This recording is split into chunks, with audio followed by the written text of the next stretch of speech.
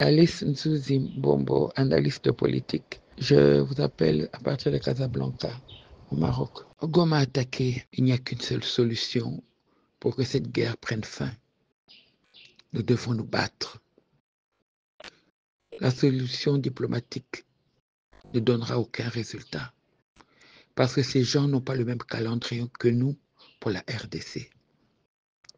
Leur calendrier est de dévaster notre pays. Leur calendrier est de balkaniser la RDC.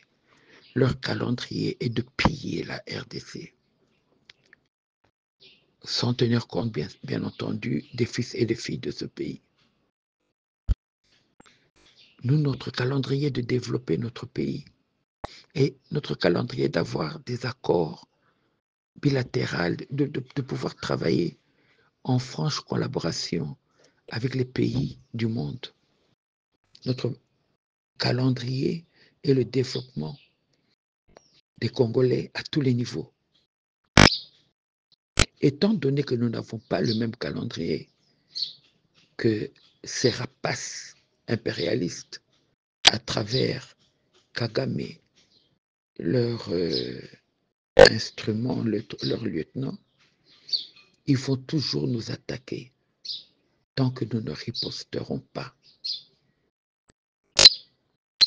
Comme aujourd'hui nous avons compris cela, je demande au chef de l'État de se battre pour FARDC, nos vaillants guerriers, de continuer à se battre jusqu'à Kigali. Nous devons montrer aux Rwandais et à la communauté internationale que les Congolais ne sont pas des imbéciles. Aucun dialogue, aucun discours n'a de valeur devant les impérialistes. Lorsque nous serons en plein Kigali, vous verrez que cette même communauté internationale sera de notre côté contre les Rwandais. Ce sont des gens sans position. Ce sont des gens qui n'ont pour souci que l'argent, les intérêts mercantiles. La vie humaine n'a aucune valeur pour eux. Et comme nous avons compris cela, c'est le début de la solution pour la RDC. Et je demande à mes compatriotes, hommes et femmes, d'avoir le souci du Congo.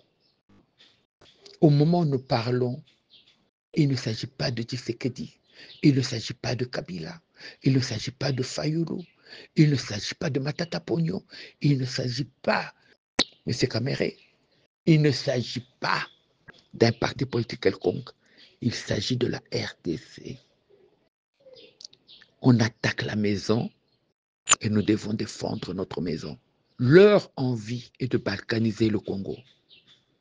L'idée dont Nanga parlait dernièrement de fédération, c'est un leurre. Ces fédérations finiront par des États qui réclameront leur indépendance. Et le Congo doit rester un et indivisible. Nous voulons rester un, nous voulons garder notre Congo grand. La terre de nos ancêtres doit rester un et indivisible. Et les appétits voraces des impérialistes doivent être freinés grâce à nos FARDC, à nos services d'intelligence.